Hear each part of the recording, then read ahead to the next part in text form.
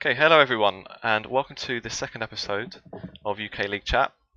This one I'm lucky enough to be joined by Tom Daniels from Gromp News. Tom, do you want to introduce yourself a little bit?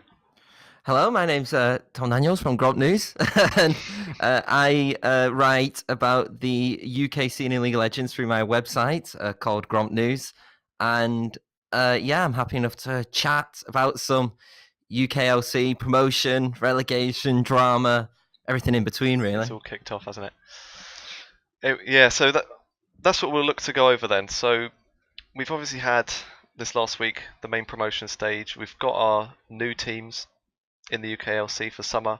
We've got a couple of teams unfortunately saying goodbye for now.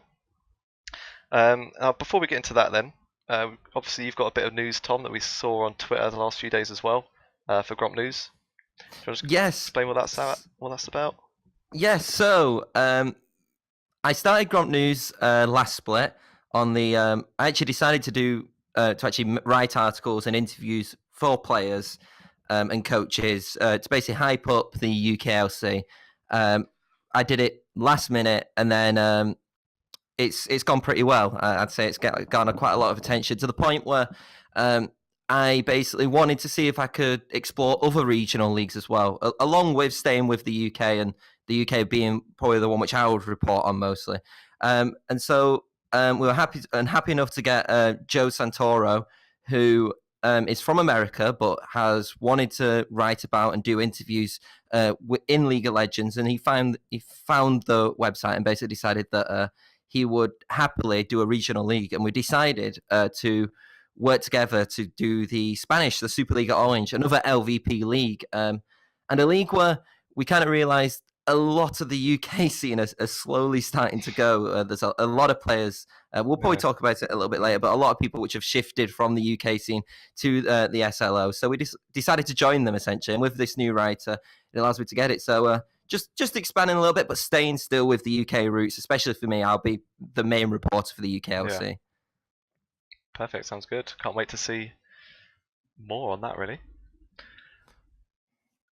Like you said, because we've had kind of people back and forth from there as well. I know if you look at like XL, for example, Sendo, I think you played with Ferndog, their coach in was it G2 when they used to have a team there, I think. Yes, G2 was it G2 Vodafone, something like that. Yeah.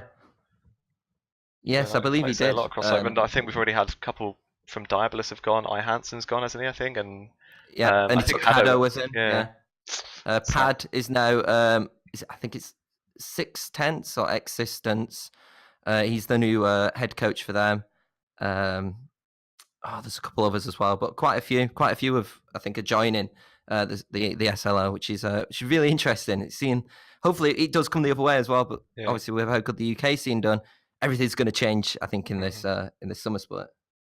Yeah, I think one thing would be good about, especially about you guys covering it as well, is that I think within these kind of regional leagues, you don't really see anyone like any particular league. I don't think anyone outside of that country really talks about it too much. So you always hear, especially even on like LEC broadcasts, they talk about the Spanish league being like really kind of the top tier of the regional leagues, but everything's Spanish. You don't really actually get to hear much about it, or no, you don't really see too much about what's going on sometimes, I think. And I think that the reason why we decided to go for the Spanish league was it was all because I was and ahhing one whether to bring on like more writers to the website, because it's been me all split. So I was okay just covering the UK scene by myself. I can deal with the workload there. But when I started covering a little bit of EU Masters, not as much because I was kind of in and out of like taking a break from all the UKLC stuff. But when I was covering a bit of the EU Masters, I realized that, like you said, there's not a lot of English translations for what like the German league or even the Nordic leagues or the Spanish league. They weren't getting that English translation, which I think a lot of people wanted. Like you said, a lot of people talk about how good these players are, but there's no way, unless you can take the time out of your day to fully commit to watching them, there's no way you can kind of get what they are across. So when I realized that there was an audience there, that's when it came into the mind of, okay, maybe I should start covering another league as well. Mm-hmm. And I don't know how you do the amount of interviews you do, Tom. I don't know what your schedule looks like. It blows my mind how much stuff you push out. So the issue is I'm too nice sometimes because I'll try and get an interview and I'll try and get 1 or 2 interviews. So what I'll do is I'll email, and this is a good problem anyway. I'll message like 4 or 5 players, and 9 times out of 10, those 4 or 5 players will come back straight to me, and I'm like, I have to just produce it. So what I'll do is I'll do like a good 2-3 hour period where I'll just fully commit to producing these articles. Because for me, if they're willing to give me an article there, then I have to produce an article back. It's like if they're going to give me the questions, I have to publish something. So it's a good problem. Everyone's just too nice, but you always have to obviously prepare for the fact that there may be a player which may not see it. So you want to try and you always need to have that 1 or 2 extra people who you message anyway. But the result is that the chances are you've got to be willing to do 2 to 3 articles. I think there was one. It was there was, so it was for the promotion tournament, the qualification stage. I had to do 3 in one day because, and I think it was only unfortunately looking for an org who I couldn't find anything, but 3 in one day, and it killed me that day. I can imagine. Jesus. All right, let's jump into the qualification a bit then, shall we? So we had 4 teams: Envision, EJBY, Hybrid, and looking for an org. Now, like we said off record, the qualification stage wasn't streamed anywhere, unfortunately, so we couldn't really see too much what really happened with that. One thing I think we could take away, and this is something from the earlier stages of Forge Champions, from what I could see, Hybrid especially were kind of expected to be really the best team out of these lot. Maybe Hybrid and EJBY. That obviously didn't turn out to be the case. So what we had in the first round, we had EJBY beat Envision, which is kind of to be expected, and then Hybrid beat Looking for an Org. So I don't think there's anything too outrageous there. Then we went to elimination round. I think, was it kind of like a double elimination or something like that? So you had to win 2 games to get through. Is essentially how the qualification. So it goes to a losers bracket, and then you had to win the next 2 games, or you were eliminated, which I quite like. It gives organisations a chance to bounce back, and as we found out, one of the teams took that very well. So exactly. So we then had so like you say, well, we went to the next round. Hybrid then lost to EJBY, so EJBY were through, and then like you said, it was up to Envision against Hybrid to see who would make it through to the actual promotion stage, and Envision beat them, which, like I said, wasn't really to be expected, I don't think, from many people. But, I think with Envision, it was. This is the kind of the story of Envision. While EJBY, I think, were considered the favourites out of the entire tournament, even though they didn't perform too well at Forge of Champions, Envision were that side which, as we continue talking about this, just defied a lot of people's expectations. And I think beating Hybrid, who was a side which, to be fair, only late on, but even Ferndog invested a little bit of time. Obviously, former XL head coach, recently former XL head coach. I know that he didn't do too much, but I think he helped with like a little bit of coaching going into that final round. And even with that LEC quality coach, Envision managed to somehow turn it around, and it's kind of gutting really, because I really wish I could have seen that game, because I can imagine it being a very good game. And apparently I think it's only 24-25 minutes. It wasn't really a competitive game from what we were hearing. And Hybrid, I think Hybrids were the favourites.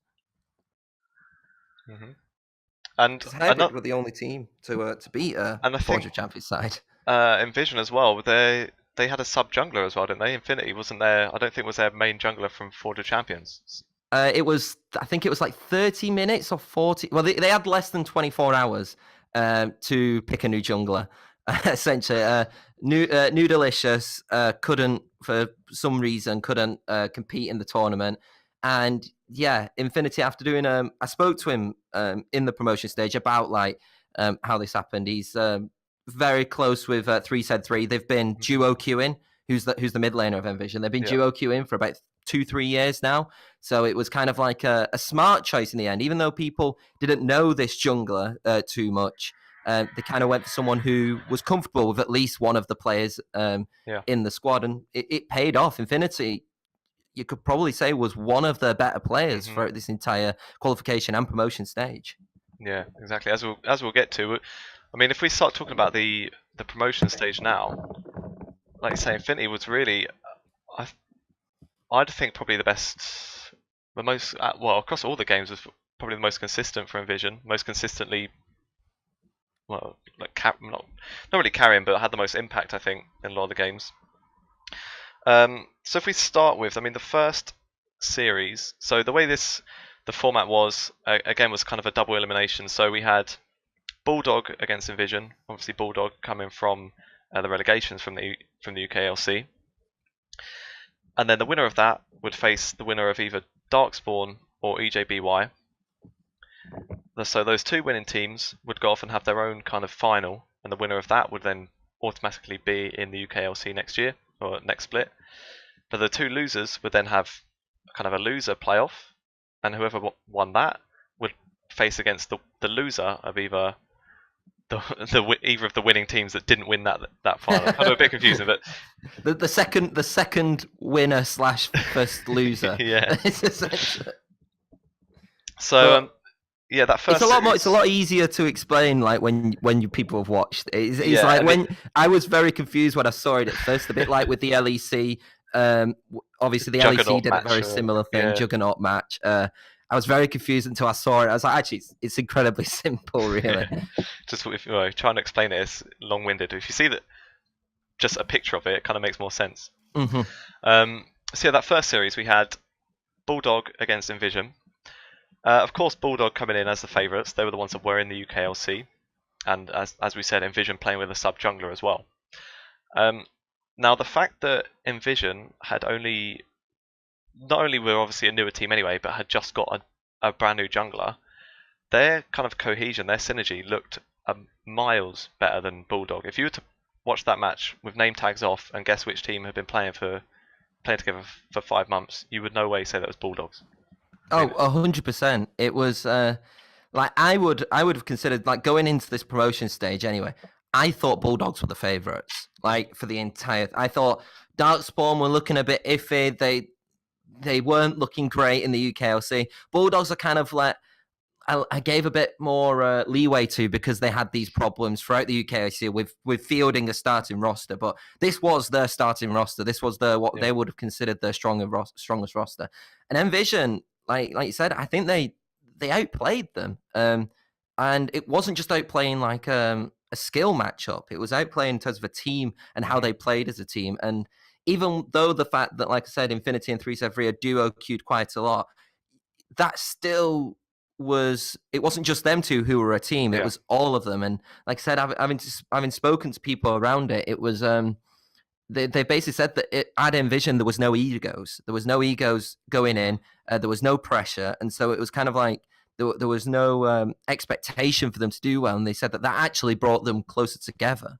And after beating Bulldogs 2-0, who I would have considered, like I said, one of the strongest sides, it was a shock, considering that was the first game as well. Yeah. The one thing I kind of wondered as well, this is just kind of my guess, my hot take on it.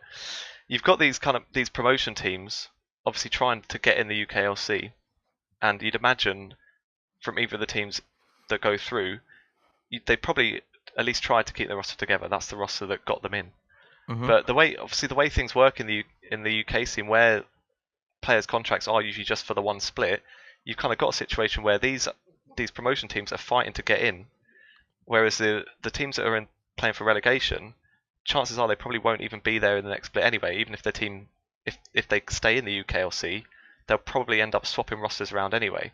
So I wonder if could be anything like that, where it's maybe a bit more of motivation really for the promotion teams to be going for it and playing as best they can, whereas the other teams may know that. Well, yeah, just what I was saying. So they may just know that even if they stay in, the chances are they'll probably swap teams anyway.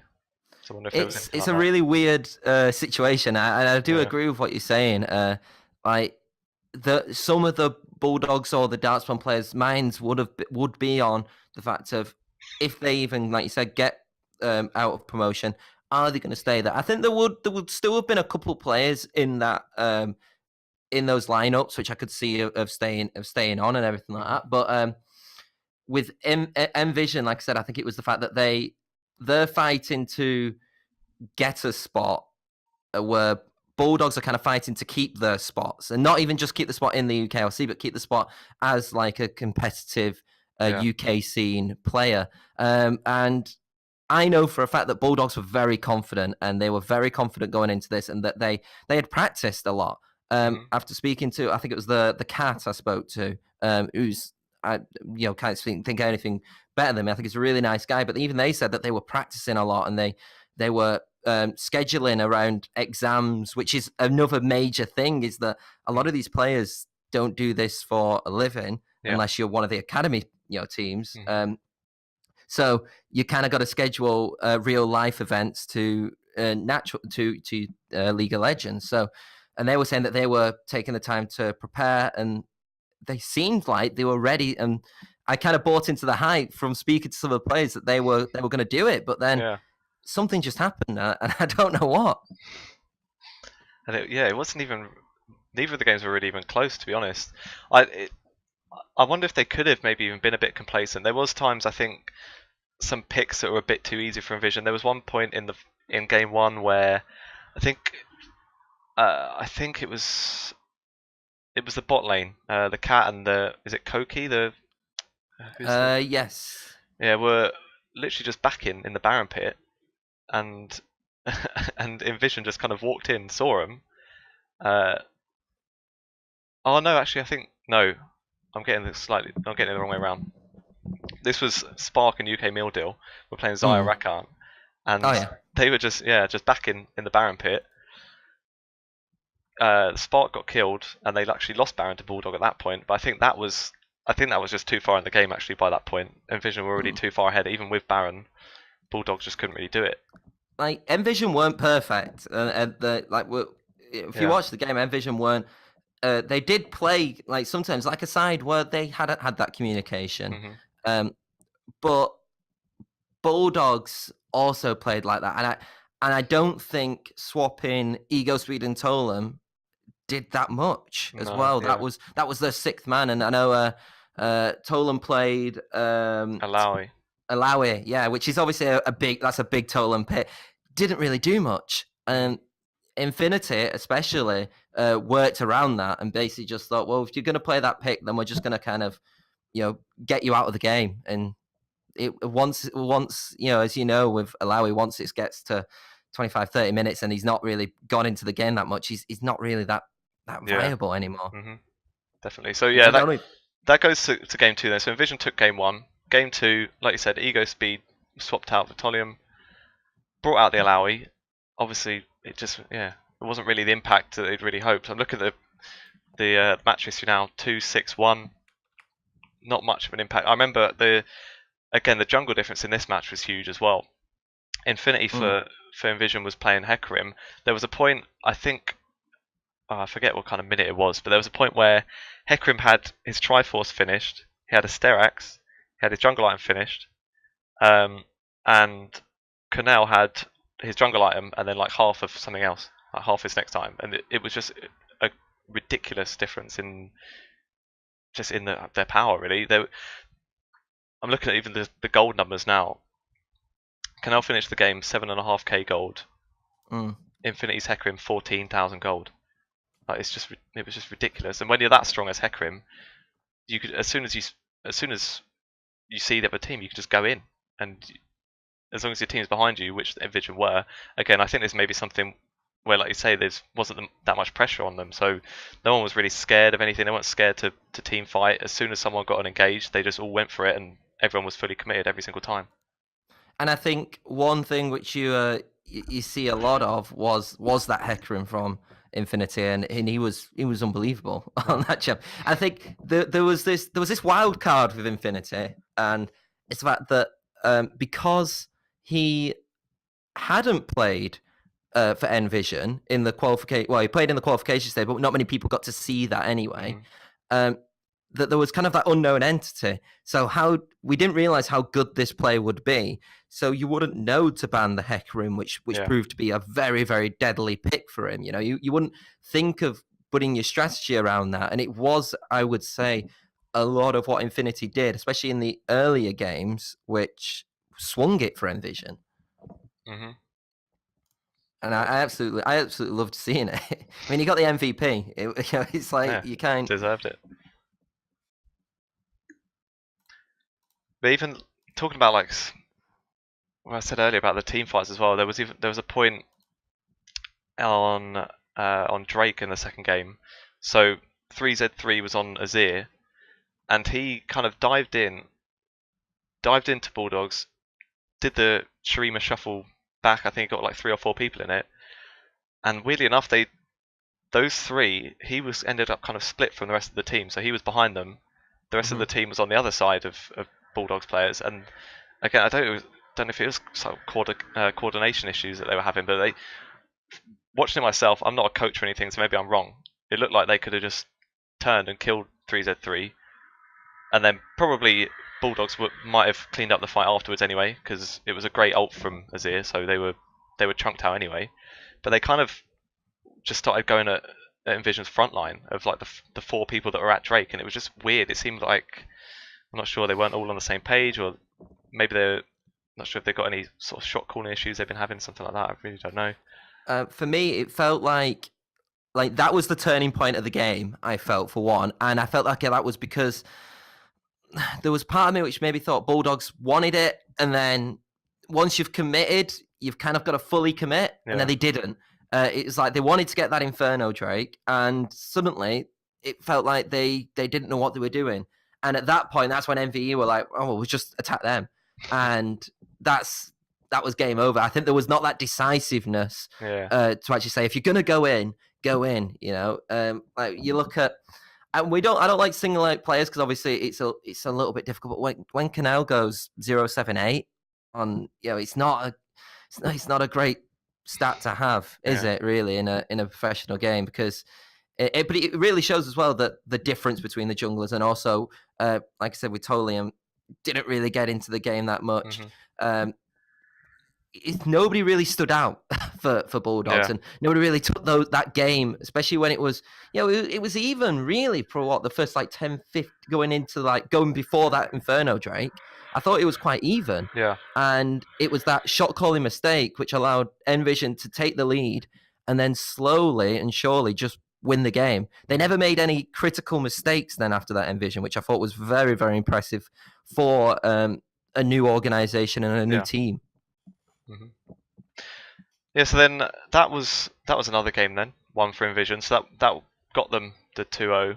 Obviously, these are all best of 3 series, so that put them 2-0. That put them then through to the final, if we call it that. And then the next series we had was Darkspawn and EJBY Brotherhood. So this is to see who would go against Envision for that chance to get in the UKLC in that match. And again, the UKLC team was upset by the promotion team. So this game frustrated me. This game one frustrated me because like I do a little bit of research about the players, obviously, when I'm interviewing and stuff like that, and I knew that Vixen was an Ahri, not just one trick, but Ahri lover. This guy's played so many hours on this champion, and they allowed it to go through. They also allowed the Caitlyn to go through when Denvoxnay is known to be a great Caitlyn player. Lena is known to be a good Riven player. It felt like Darkspawn were like, we're going to just pick them, we're going to ban the meta champs.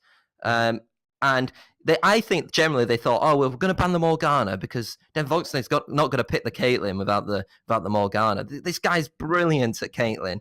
And it just felt a bit disrespectful from Darkspawn. Yeah. And it really showed. I mean, Vixen got 406, you know, it's an unlimited KDA. And Lena went 104. He did his job, you know. And it just frustrated me that first game. I feel like they really didn't expect Brotherhood to be that good. Yeah.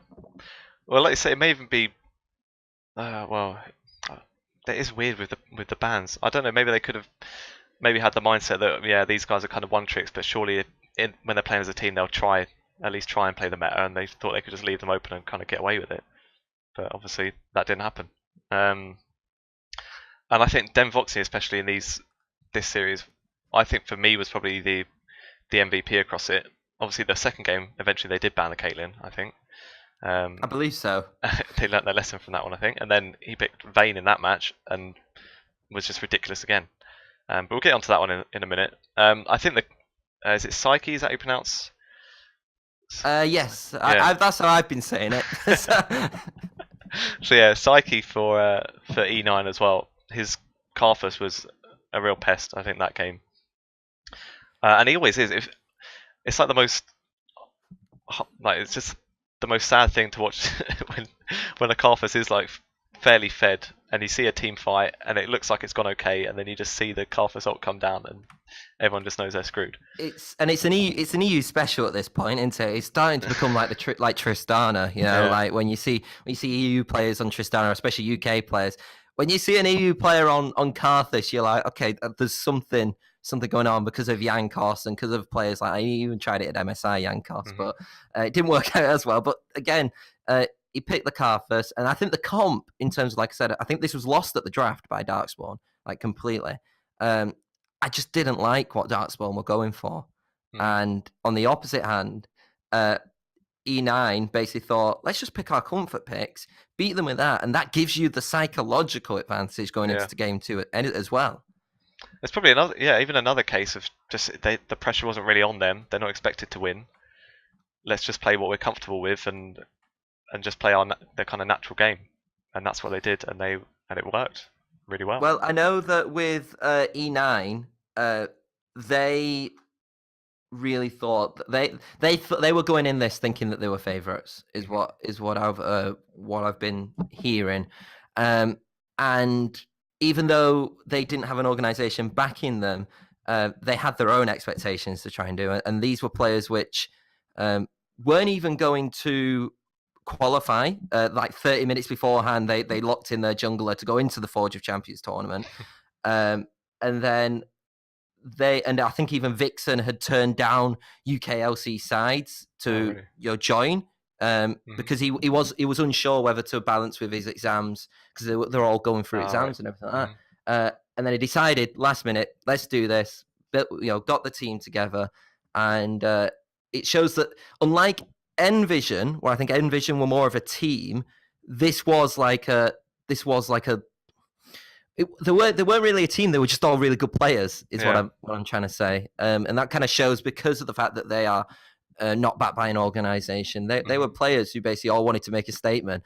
And again, surely Darkspawn would have known that and then not let them pick one of the best solo picks. I like Darkspawn, but there was just something missing there. I feel like they just hadn't done their research on that side. And even those kind of comfort picks, they seem to like synergize really well as well. You think the pick potential they have, if anything catches, like their Nautilus support, if Nautilus gets a hook on someone, Caitlyn's throwing a trap under him. If Ari gets a charm, Caitlyn's throwing a trap under him, or Nautilus is going to pull him in afterwards, and just they get one of those CC off, and they could just stack it all up. And they picked off members of Darkspawn a few times, where again maybe sort of an overconfidence thing, and we just kind of easily picked off every now and then, and it all adds up, and it just kind of snowballed from there. I mean, if there's one other support I want with my Caitlyn other than Morgana, it's probably Nautilus, from like a viable pick, because of the CC potential with Nautilus, and then obviously you mix that with the Caitlyn, and it seems that this was clearly something that they'd practiced as well. Like this is clearly something where they'd gone into it, and like I said, Psyche kind of got I wouldn't say the meta pick, but Psyche got really the role of, we kind of need at least a champion which can at least do some damage if we do mess up, kind of thing, which I feel like is what Karthus essentially is most of the time. It's like, oh, we're losing this team fight, just press off quick. Okay, we're gonna win it, and I thought, Psyche played his role very well. I thought, like I said, Lena played his role incredibly well against the Renekton as well, which is, a good pick from Akers, and Akers likes playing the Renekton, so it was good to see kind of two players try. I didn't like the Kai'Sa Shen. I didn't like the Shen at all. I think the Shen wasn't effective. But again, I think Darkspawn didn't go into this game prepared, and it was a bit like the Envision second game, I would say, where as soon as Brotherhood got the lead, it never really looked in doubt, I would say. Yeah, definitely. So that was it then. E9 won the first game. Second game, like I said, Denvoxney's Caitlyn did get banned away. Smartly so. Vixen's Zari got banned away as well, so they had to actually try a bit of a team comp this time that wasn't just their favourite champs. They got the Karthus again, and then Voxney in this one went for Vayne, and he was an absolute menace. Even just split pushing on his own, there was a point 2 times in a row basically top lane he was split pushing, where I think the first time he was at the inner turret, and it was like a 2v1 against PFI and Beely, where I think they ended up, I don't remember if he killed 1 or 2 of them, but basically they tried 2v1 him. Beely went in with LeBlanc, missed the chain, and then he just went, Denvoxney just went ham basically. Yeah, it was an unbelievable performance from him, and he did end up getting the split MVP, rightfully so. This was a bit more. This was a little bit more of less frustration from me in this draft. I looked at the draft and I was like, okay, you know what?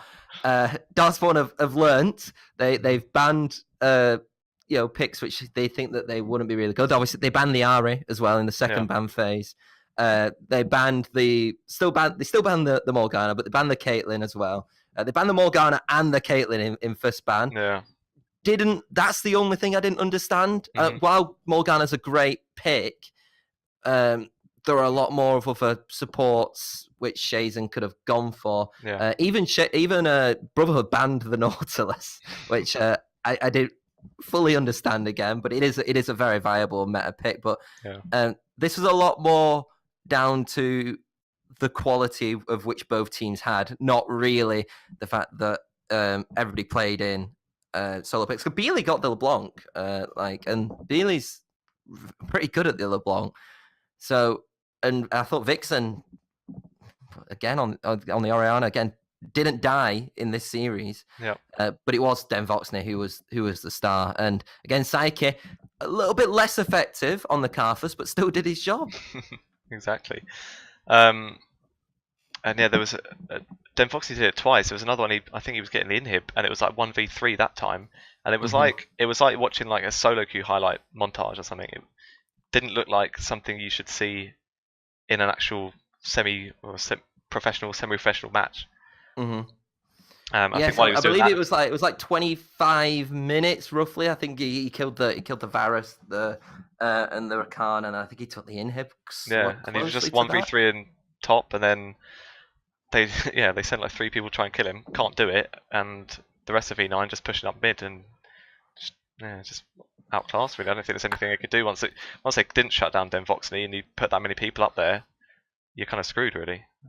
And I think, though, to be fair, to give Darkspawn a bit of credit here, in this game they reacted a lot better. Like I said, even though they were down practically from the get go, because Denvoxney and Vixen both killed the jungler and the support in I think it was about 3 minutes of that. So again, it was kind of like, oh, here we go again. Is it going to be another like major stomp? Yeah. It was only like 4K for like the first up to like 20, 23, 24 minutes. And even Darkspawn tried to get back and reduce it to a 2K lead coming up to the 24th minute. So they were trying at this time. It wasn't a case of, oh no, we've lost this game and we're slowly going to decline. Yeah. There was a lot more effort into Darkspawn, but quite frankly, I just felt it through near enough every lane. I just thought there was a better player there.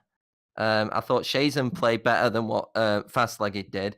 Devontae obviously played better than Flirt. I think in the total of the 2 series, I think Flirt and Fastleg got like, was it 2? Because I don't think they got a kill in the last game, and they got 1 Yeah. kill each in the first game. So there was a clear skill gap there. Vixen, I think, was very competitive against Beely. I think Beely's score kind of disregards how good I thought he actually played. Yeah. And then obviously Psyche and Lena, I think, were better than PFI and Akers. I think PFI was probably the best player for Darkspawn, and a player who at least felt like he was keeping to try. He was trying, and that's all that you could really ask for at this point. It was very, very surprising. And while I wasn't as surprised at this game, even though it was more dominant than the Envision series, because I kind of expected E9 to do it, I just didn't expect Darkspawn to kind of perform this way. Yeah. It was really interesting. Mm-hmm. Well, just to touch on what you said about Beely there as well, maybe playing all right, but I think with being on a LeBlanc, if you're not ahead enough to catch someone and just blow them up as LeBlanc, there's not really too much you can do, even if you're trying your best. If you can't 100-0 someone, there's not too much you can do. And then obviously Vixen on the Orianna, you don't even really have to be that ahead. You've just always got that utility from Orianna as well that's just always going to be useful. And let's be completely honest, like, this is where I kind of give Beely a little bit more leeway. It doesn't help when your jungler dies to the mid laner, like I said, 2-3 minutes in, especially with an Orianna who doesn't even need to, like you said, doesn't even need to be ahead. Yeah, but when it is, it kind of renders that LeBlanc a little bit useless until it gets a little bit further on. And like I said, if you can't get to, like, in this style of game now, about 20 minutes where you can't do some serious damage, which you couldn't do, there's an issue, there. And it kind of showed that the game was without reach. I think from what I'm just checking here, it ended, I think Beely was just under like 3, it was 2.5K basically behind Vixen in the end. And that says it all. That's like nearly a full item, it is a full item, so, but it kind of just shows really that, it's 2 needlessly large rods, isn't it? You put it that way. There was nothing which Beely could do. Yeah. So with that then, E9 1-2-0, that put them through to the kind of final match. And that meant that Darkspawn and Bulldog would go down to kind of an elimination match, really, to see who basically the loser of this series would be totally out and out of the UKLC for the summer, and the winner would eventually go up against the winner of E9 or Envision. So we went down to that series then, Darkspawn against Bulldog. This one, I think it was probably to be expected, really, Darkspawn coming out on this one, I think. But it was fairly close. Especially the first match was both of the matches actually were really quite long, a lot longer than what both teams had played in the previous stage. I mean, I don't think I'd ever seen 2 completely different games from these sides. I thought the first game was brilliant.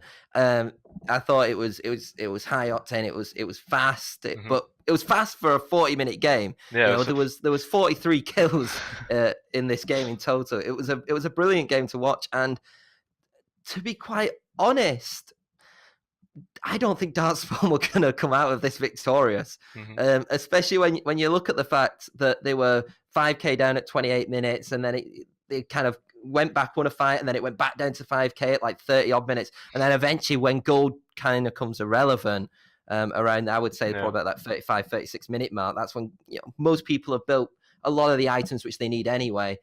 It just came to which team wanted it more, and Darkspawn, I was slating Flirt.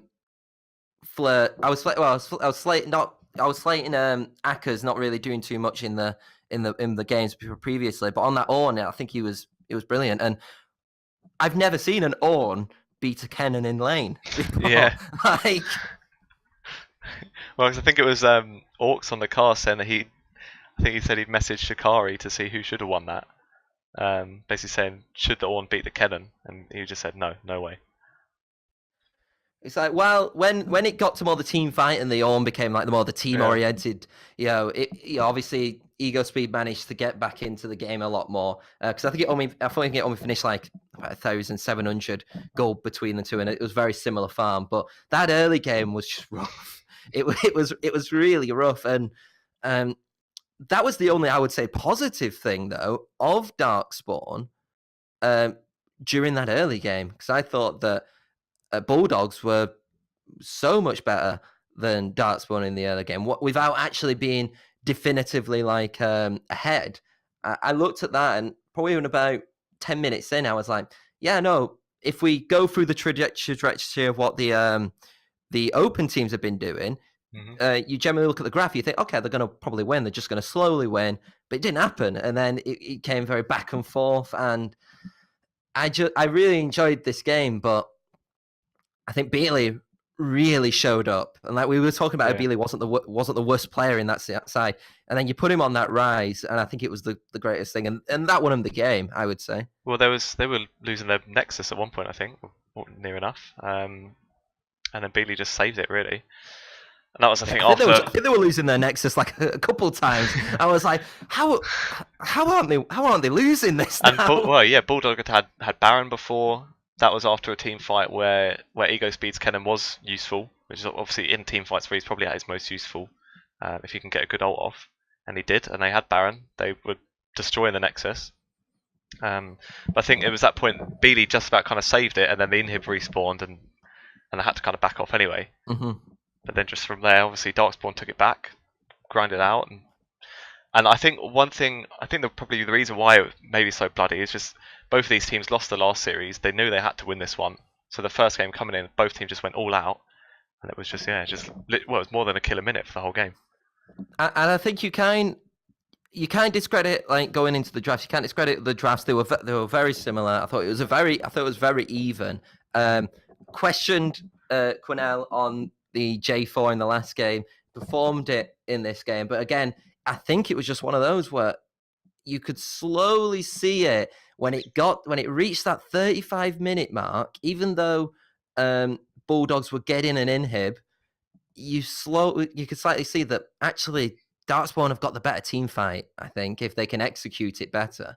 Because you've got the Nautilus, you've got the Orn, and you've got the damage off the rise, and while the Elise kind of goes off a little bit, it slowly showed that the better team fighting team was winning, and slowly and surely they just clawed back off two big team fights, the one around the inhib, and then the one around the Baron pit, and essentially Darkspawn, first Baron was in like 37 minutes, and they won off that, where Bulldogs had two and couldn't. It was that lack of, again, that, like, you're probably right. I don't think there was a voice in that Bulldog side saying, right, we've got this, let's push on. Because I feel like with a little bit more thought and a little bit more clinical thinking, I think Bulldogs could have won that game.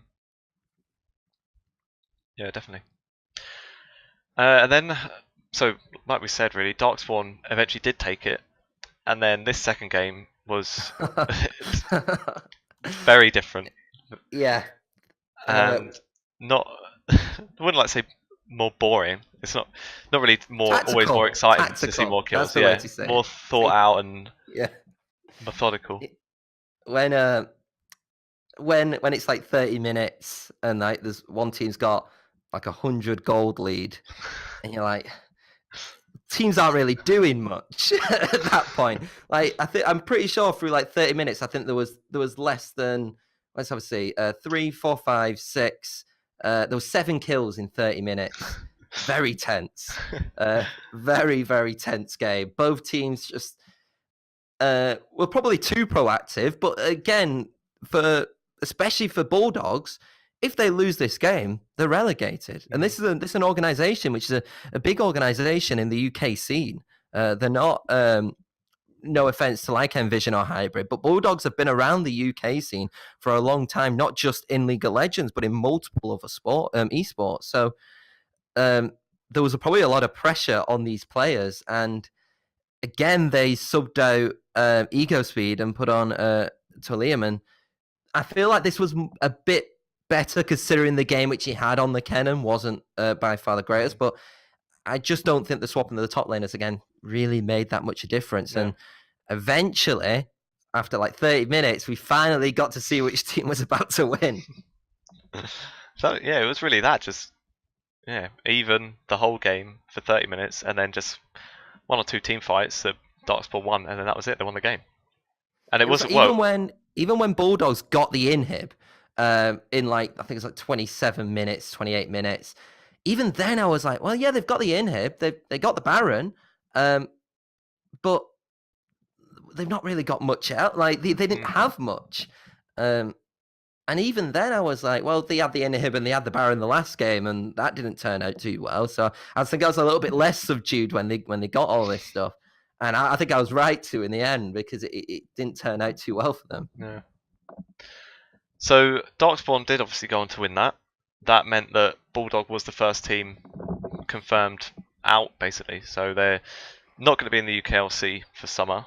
We'll see if they try and come back next year. They did a couple of tweets saying that they'd be back. Obviously, they're going to say that anyway when you just. I think they will. I think I know why. I know what you're saying. I think a lot of teams do that, but I think this was a side which I don't think expected to be relegated. I don't think they expected to be like competing with the likes of maybe Eminem or Diabolus, but I don't think they were a side which thought that they were gonna get relegated. Yeah. And so I think they have a lot to prove, and this is an organization which is around the UK scene. I think the problem when you've just got an organization which focuses on League of Legends is that when they get relegated, they kind of just disband and that's it. Where because of the fact that Bulldogs have got an infrastructure with other esports teams, they probably will try and go for it. Well, you'd hope so anyway. Well, even just the way that the kind of the circuit works with League as well. Most regions are a kind of set league. It's not tournaments here and there like it is with CS:GO and things like that, where you're not as easily just going to vanish off the face of the earth if you're not in one of the tournaments. Where obviously League, if you don't make it in, you've got literally nothing to do really. Yeah, exactly. It's a lot more of like, I think the owner or the League of Legends manager, I believe, of Bulldogs was basically saying that he thought that he would be taking a bit of time off and reflecting everything, and then he's already waiting now though for when all the UKLCs have confirmed their sides. So what he wants to do is he wants to snap up then the best of what the rest is essentially for the next Forge of Champions. So you'd maybe hope that they maybe get this side, and that would require maybe putting a bit of money towards it. And kind of confirming these players well in advance, because it seems that they're definitely looking to come back into it, and it will be, I would say, a completely different side. I know that a few of the players have already have basically said that I think all of them have actually said that they're either going to take a bit of time off and maybe take the summer split off, or they're going to try out for other leagues and maybe be a substitute for. I think there are a couple of players who could do a bit for some of these teams. Maybe not as a starter, but maybe as a substitute. I could see like maybe Phelan picking up a couple of the players. I don't know really exactly who they would, but a couple which maybe think maybe we can give these guys another try. Maybe it was the team as a whole which just didn't work. All right, cool. So then we had after that the series between Envision and E9. Obviously, the winner of this was going to make it to UKLC in the summer. The loser would then go on to face Darkspawn. So either team that lost would still have a chance. So this wasn't like it wasn't the be all and end all for these teams. Now, first series, we had a win for Envision. Now, this is actually probably the closest out of all the series. These two, I think. Yeah. I think it was the only one that, if I'm not mistaken, the only one that actually went the full 3 games as well. So one thing that we had in this game, Borrelia's Mundo kind of came out of nowhere for Envision, and it was really good as well. I mean, he got a couple of solo kills top, I think. We had Infinity again, got the Carthus, and again, it was just destroying everyone. After the other ones, you'd have thought it would maybe even be like permabanned, but no, got it again. this one, there was an interesting matchup with 3Z3 and Vixen mid lane, I thought. So there was a Zed from 3Z3 against Akali for Vixen. And Vixen really wanted solo kills. You could, I think there was two separate occasions. Vixen turret dived 3Z3, and they ended up trading 1 kill each. And then there was a third time that he turret dived again, and Zed got out. I think he like took his shadow out as Vixen ulted to him under the turret, and then the Karthus ult came at the same time, and it was, well, that one didn't go so well. Not even a trade kill that time. Zed lived, I think, quite easily as well. But yeah, this was, I don't think it was very too close, this game. It was just, I don't know, what were your thoughts on it? To go to the Vixen point, I think this definitely shows, like we were talking about, that while Envision were more of like an organization and a team orientated team, Vixen just shows he's straight like come out a solo queue player, because he's one in that glory, and I think he's seen the Zed, and he's immediately thought, assassin v assassin, this is it, this is where we're gonna go battle it 1-for-1, flex it out, see who's the best, and kind of freeze while he did that, obviously played the Zed in what is a more traditional like esports kind of competitive way, where it isn't as solo carry kind of orientated. Whereas Vixen didn't get the memo, and Vixen was just wanted the highlight plays. I think that's what he was going for. And sometimes it worked, and sometimes it didn't. And I feel like while I think you're correct, I don't think it was necessarily a close game. It was a game which surprised me, because going into this again, I just didn't think Envision were good at, not that they weren't good, but I didn't think that they had like the skill matchup as what most of the teams were, and I'm glad that it surprised me. However, again, you gave the Karthus away. They banned the Hecarim. That was a really smart one. First ban, they were like, we've learned, Hecarim on. But yeah, the Mundo surprised me. Now the 1v1 kill, when it's a Mundo Jarvan, it's like J4 is not. I don't know. Like, I just don't think it's it's not a conventional lane seeing Dr. Mundo v Jarvan, especially in competitive. So it was one of those where I think maybe not used to the matchup. I don't think either of them damage output. Maybe, I'm not sure. Yeah. It was a really weird matchup, and I kind of liked it, but at the same time I was like, where's the real like tank for Brotherhood? It's that solo queue mentality again, like I'm saying.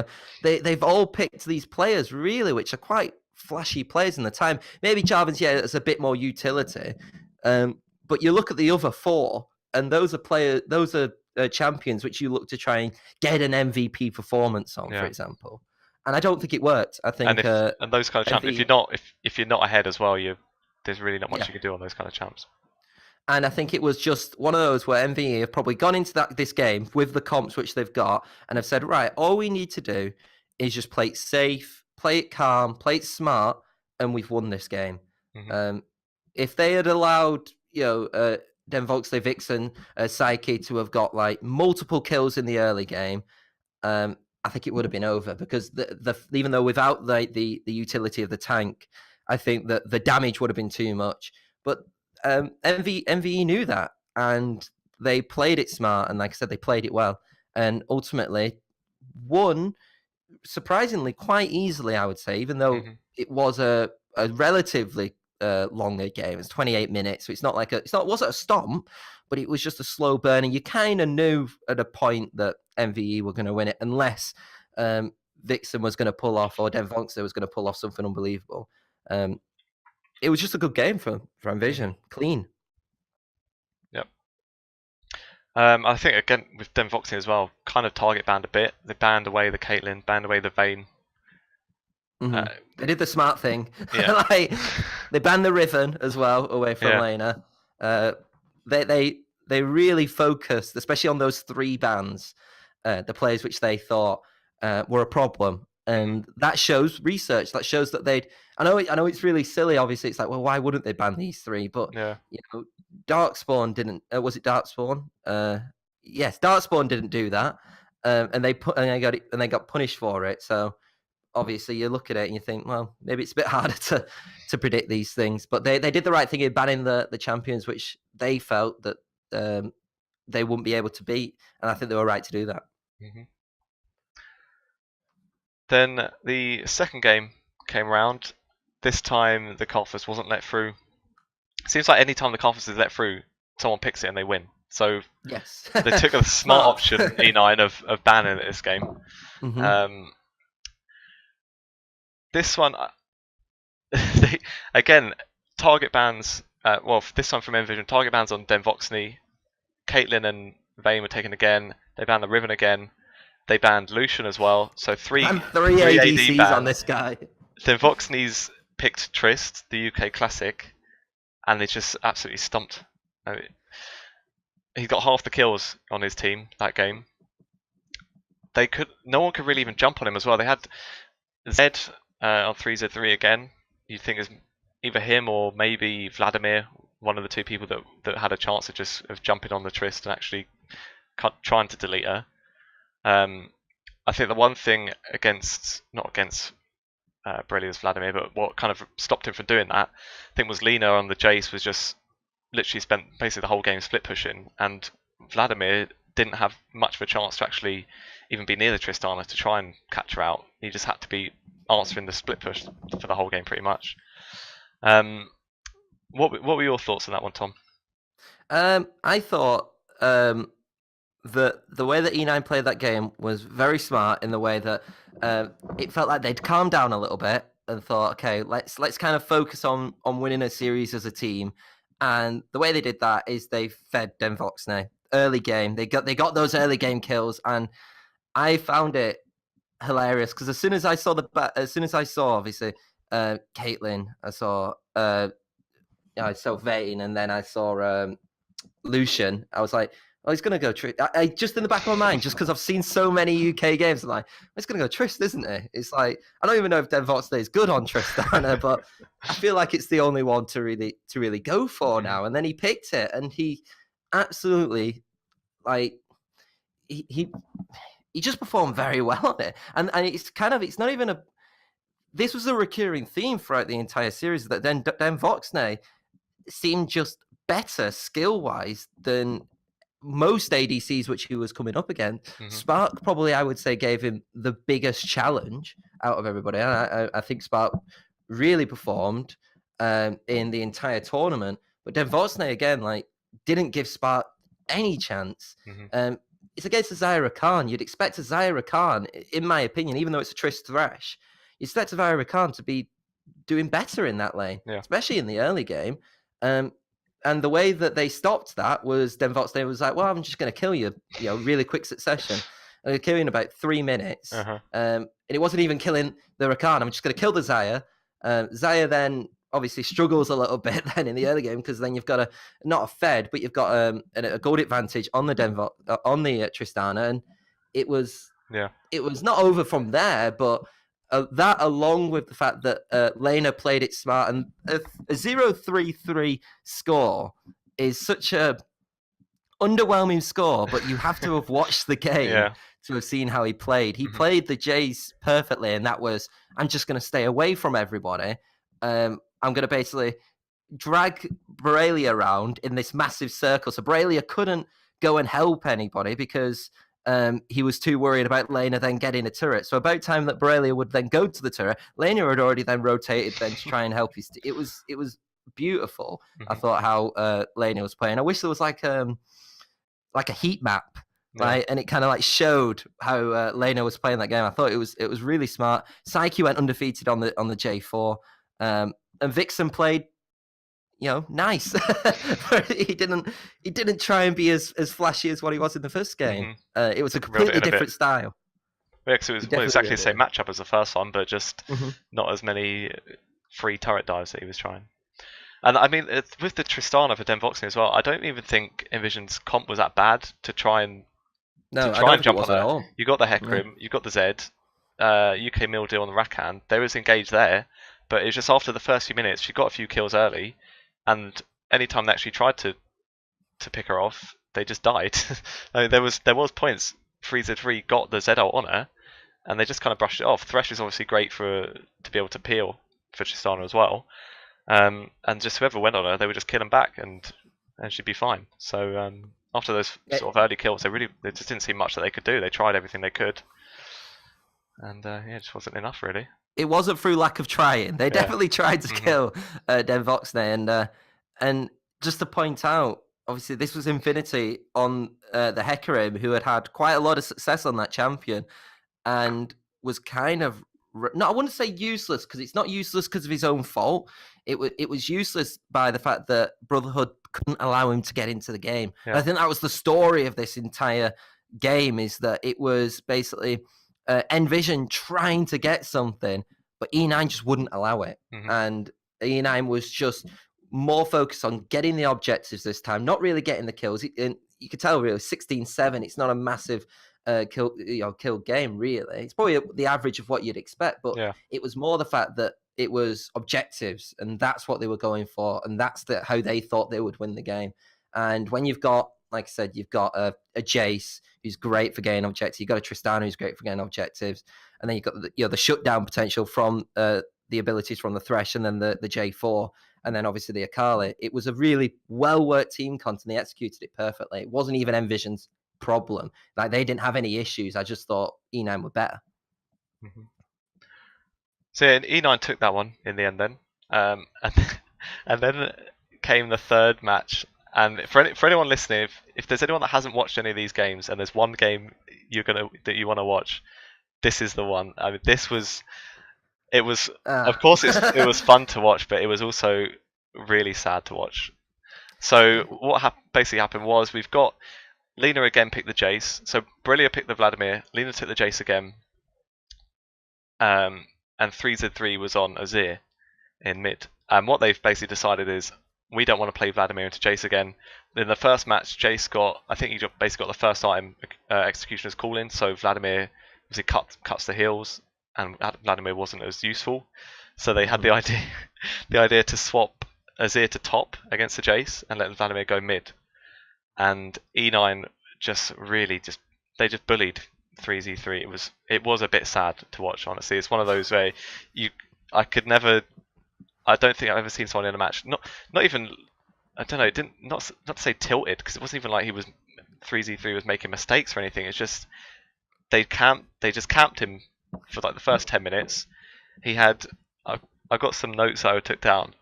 At 7 minutes, he had 10 CS, and he was level 3, and the Jace was level 6. I mean, they turret dove him like 2 or 3 times in the first 10 minutes, and it was just disgusting, really.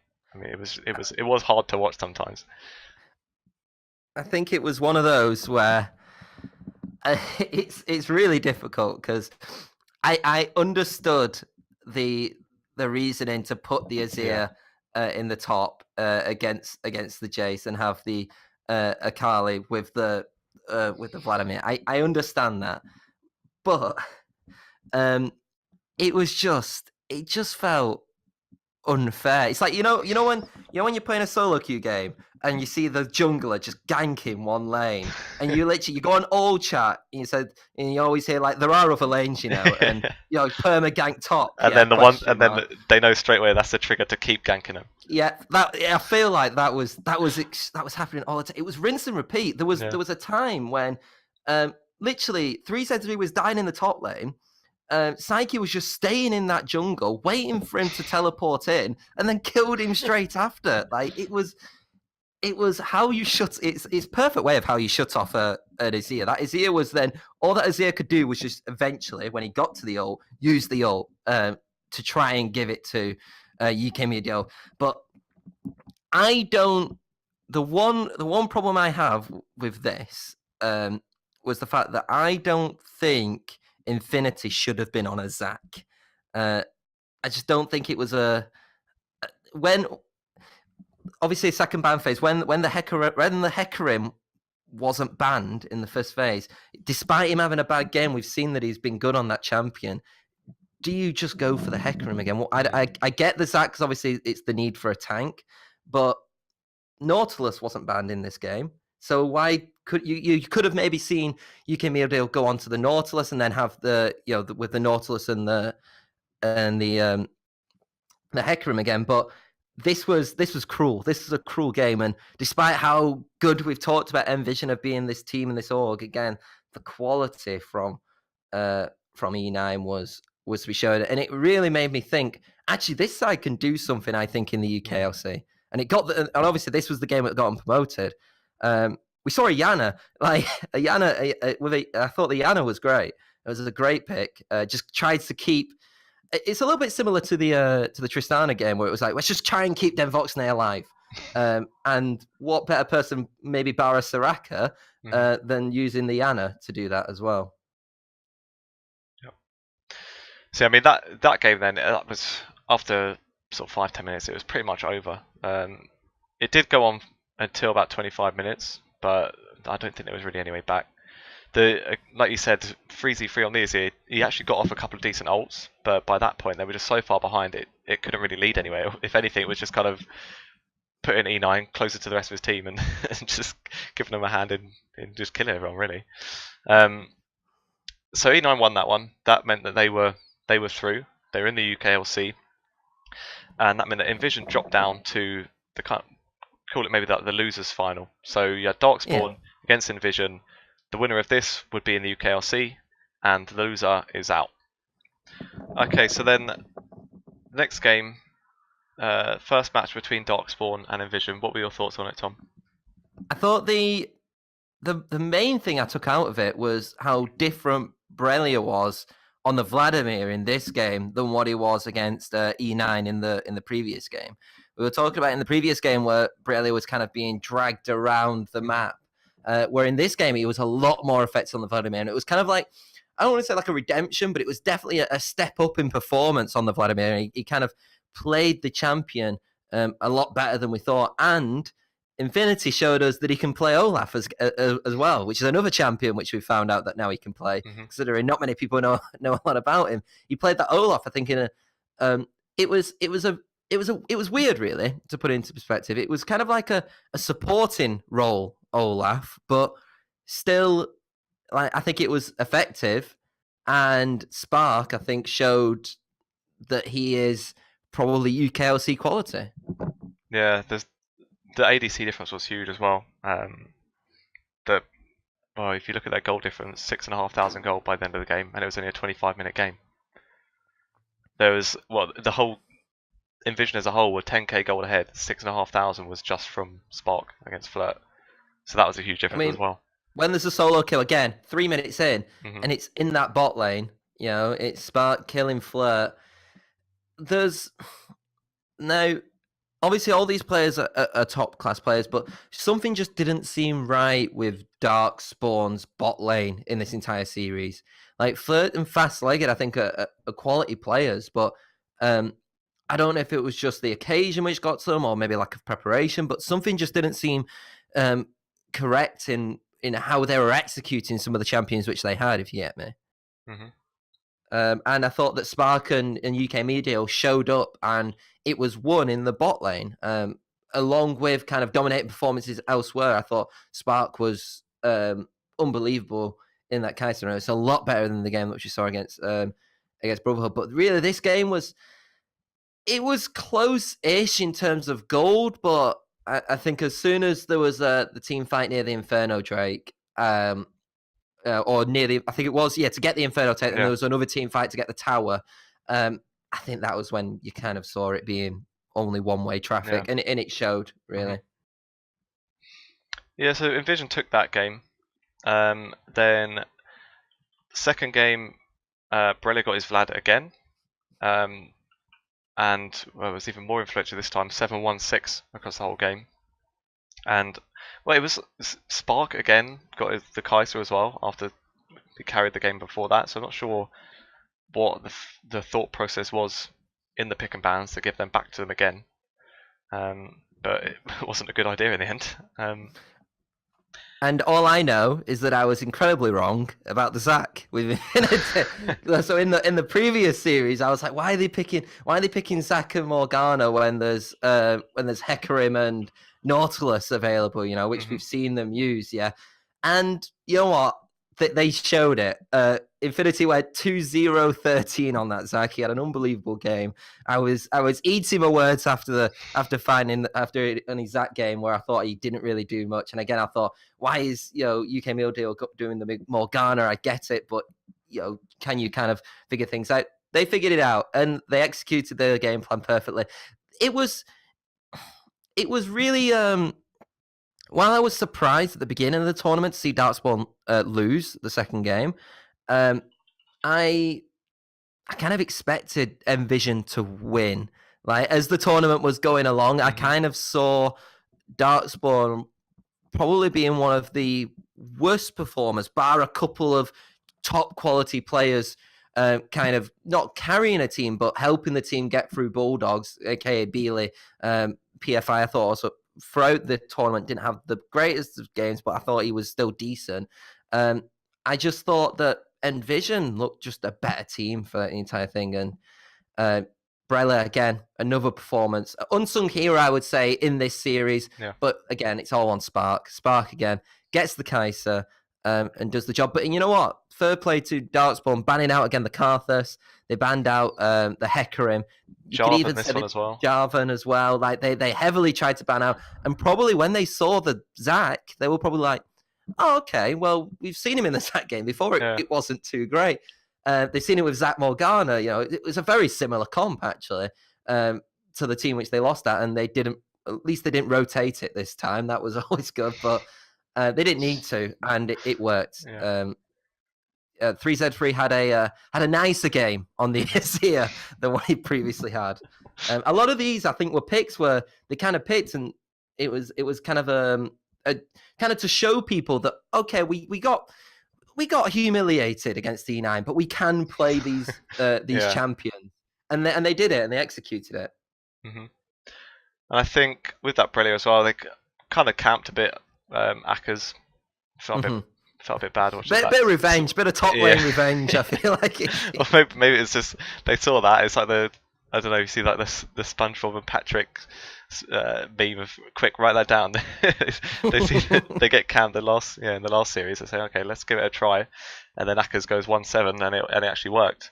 There was the point as well. I think it was around Dragon where again Spark shining on the Kai'Sa with it was like a Kai'Sa W from absolutely miles away to pick off Flirt's Ezreal, and it was just kind of a theme of the tournament or of the series really, of just that kind of step up in quality for Spark. Yeah, again, it was another kill which was like 3 minutes in. Like they got and obviously we're gonna avoid the fact of what happened in the top in the top lane with Briella, because obviously at the same time Briella got 2 kills and killed the top laner and the jungler, and killed Akaz and PFI, which was never a good start when you're going against Vladimir. But that bot lane was ahead. Fastlane got the kill on the Morgana, and then it was Spark with that W to kill the Ezreal, which made it a trade in their favor. So it went from a disadvantage lane where there was a little bit of a gold advantage to Spark getting more gold than what Flirt did, and it kept it really even, and I think it was really smart, and it was such a good W to hit. And it's little plays like that which kind of show like the quality of a player which you're going up against, I think. Because especially in these kind of series, I mean, in like a best of one, you can get more upsets and things, but in these kind of best of 3, best of 5 series, it is those kind of players that have got that, well, pun not intended, but that kind of extra spark. They can pull something like that out, and that's what can be the difference in these kind of series, and it was in this time. So yeah, Envision won that game then, and that was the final game. That meant that Envision are through to the UKLC in the summer. Darkspawn, like Bulldog, are now out. We'll have to wait and see if they do try again in the next Forward of Champions, see if they can try and get back in. I'd imagine, especially I'd imagine Beely will see him come back. I'd be very surprised. Yeah, I think Beely's definitely a player where I saw him, and I think he made a name for himself in this relegation and promotion tournament. I would be very surprised if I don't see him at another at least in the UKLC. I thought it was great, and to be fair, wasn't the reason why Darkspawn got relegated. And when you're not the reason to get relegated, there's a little bit more leeway for you, I think. Yeah. So with Envision and E9 now, how do you think they'll do against the teams already there? Obviously, we've seen that they've beaten both. Well, they've both beaten teams from the UKLC. So there's at least two teams that they're better than because they knocked them out. But I think especially E9, I wouldn't be surprised to see them getting into sort of later stages of some towers when the UKLC starts back up again. I think they would be sort of middle of the pack for me. Envision maybe a bit below that, but I think they're both teams that will definitely be able to compete. I don't think they're going to get kind of rolled over like some teams did in UKLC, where you had those sort of few teams where you never really would have expected them to win many of their matches. I think it should be quite close with these new teams coming through. I think if you're say Barrage and Phelan, I think are the big two examples. I think you're gonna look at these two teams and think E9 are probably quite a worry, and Envision, I would say, obviously without even the roster changes or anything like that. I would say just going off what their sides were last season, I think you'd probably put Envision around that same level. I think Envision will be the team which struggles, and we could get proven wrong, but I think they're the side which obviously have clearly showed that they're better than Darkspawn and Bulldogs, but how much better are they? If they're just better by like, a game or so, that still might be enough to put them in the relegation zone next season. The very interesting thing is there's still a chance that we may see Darkspawn and Bulldogs still in the UKLC. Now, I don't think this will happen, but obviously with E9 not being an organisation, they now have to have an organisation backing them, I believe, to get into the UKLC. And, well, I don't even know if they have to, but they probably want to, because you get money, monetary value off it. So I can't see them turning it down. And I think even the players have said like rip E9 and stuff like that. I think the team's going to stay together. There's obviously the worry of, is a new organisation going to come in, get rid of those players? But I think the team will stay together because I think they'll pick an organisation which will want that team to stay together. That could be Darkspawn or Bulldogs. So it would be... I don't know if I like that idea of basically one of the teams getting relegated and then just picking up the open tournament team. I think there is a slight chance, and this is all speculation, so I don't know anything about where teams or where organizations might pick, but I could see a team like Hybrid, who obviously recently didn't make it to the qualification, maybe just thinking, let's try and do the Hybrid UK, because they were heavily invested to go into the UKLC side, and maybe they thought, well, we'll pick this side. It'll be really interesting to see which team comes up. Maybe we could see a retain, maybe an old organisation. There's a lot of speculation, and I'm really looking forward to seeing that. And just a bit of word on Darkspawn. I think Darkspawn, essentially, I think the downfall of Darkspawn in this tournament was, I think, that they just didn't prepare enough. And I think that it showed in the E9 game, and maybe a little bit, not as much in the other games, but I just think that if they maybe showed that maybe extra preparation, that doesn't mean like scrimming and practicing. They probably practiced a lot, but maybe that extra preparation of not underestimating some of your opponents. Basically, Envision, who I feel like have been underestimated the entire tournament, even in Forge of Champions, have done something and got to the UKLC. So maybe it was just kind of like taking a step back and say, right, if we can focus on these players and learn from them, then we can maybe have done better. But like I said, I could see Bealey at another side in no time. But yeah, I think Envision, if I had to go off now, because obviously we don't know much of the rosters, I think Envision may be a side which will be looking to try and stay up next season. However, I think with the right organisation behind E9, I think they could be, I'm not saying Diablos levels, at least Diablos this season levels, but maybe along the lines of like an Enclave or an M&M. I think you could put them there.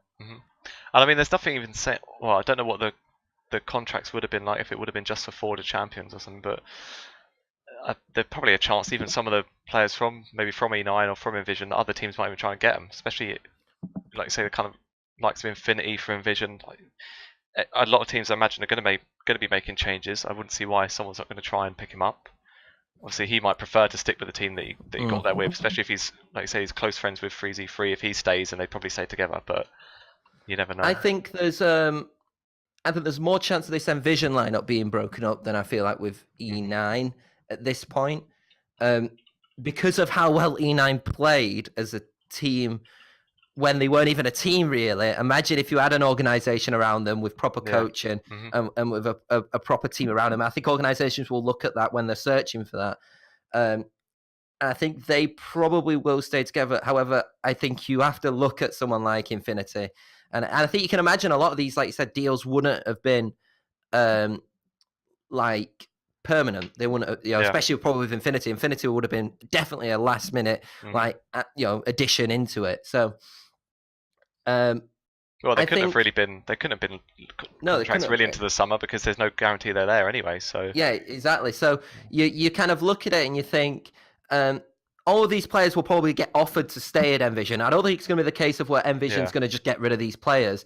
However, if you see maybe like Enclave, who if you go off their social media team, I don't know how much they're trolling, but they still haven't got any announcements of players which they want. Obviously there's time left, but they were saying, there was like a meme where they basically say, I want it now and stuff. So they maybe will be looking at someone like maybe Borrelia, Infinity, 3Z3, even Spark and Mildew, just someone who they maybe can add to their team. Same with Feeling and Barrage. So, and Diabolus, because Diabolus now, from what we're seeing, are going to be completely changed roster from coach and everything. So you probably look at maybe someone like Infinity and think, okay, maybe he could be, someone of that quality. And maybe you keep Infinity and 3Z3. I think them two will stay together. Whether the whole five do, I think that's the issue. But it's very exciting seeing two open teams qualify, and it shows the depth of the UK scene as a whole, I think, now. And we're getting to that part. I love these kind of off-season things. I love the watching around for rumours. It's like, well, I'm a big football fan, and that's that time of year as well when like transfers go around. You want to see who's going to end up where. I love it. Can't wait. I think there's an issue. If you want to put a football analogy, there's an issue though that E9 Brotherhood could either be a Fulham or a Wolves. I think. I think you've because obviously both of these teams which came through the promotions looking very dominant, and one of them did well, one of them didn't. As soon as it actually came to the not in quotes proper competition, one of them couldn't handle it, and the other team could. So I'm really fascinated with E9 Brotherhood and whatever they're going to be called. Hopefully we'll probably find out in the next couple of weeks or something. Hopefully more rumors start coming in as well, because now Forge of Champions is finished. I feel like a lot of teams were kind of holding off with who were they going to get, which kind of for me makes it seem like, especially with Barrage, I think we're one of these teams, they were probably looking at who else they could get, which is smart. And now hopefully we're going to get all these rumors come in, and I'm like you, I can't wait to see what these new look teams, and I'm like with Diabolus, this new look Diabolus side, is it going to be great, or is it going to get they're not going to get relegated, but it could be something like that. Yeah, because Diabolus is one, especially I talked about it a bit in the last episode, that I'm really interested to see what they're going to do, because I can't see a world where they really change anyone for anyone that's sort of in the current pool of UK players, and anyone that would be an upgrade. The people that aren't on the academy teams, I can't see who they could. I don't think there's anyone they could upgrade from what they have at the moment. So I mean, you've got the likes of Inax and I think Jeskler. Obviously, they've announced free agency. Are they willing to maybe take a step down? Yeah. Obviously, User has basically announced that while he's received offers already, he's still considering.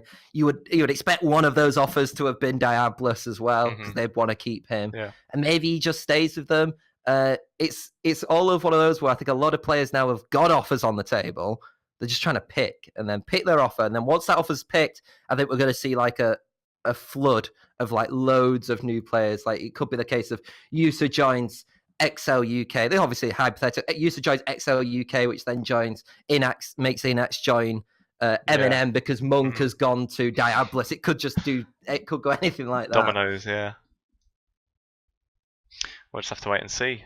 Hopefully they start soon because we've got nothing else to watch now for the next few weeks at least. I think that's a good place to end it, really. I hope anyone that's listening has enjoyed. If you do like what you're listening to, you can follow NineTeeSix on Twitter. It's at NineTeeSix, and you can follow me. I'm at NTS_Lee Jones. And Tom, where can they find you, and where can they find Gromp News? So they can find Gromp News at the website www.grompnews.com.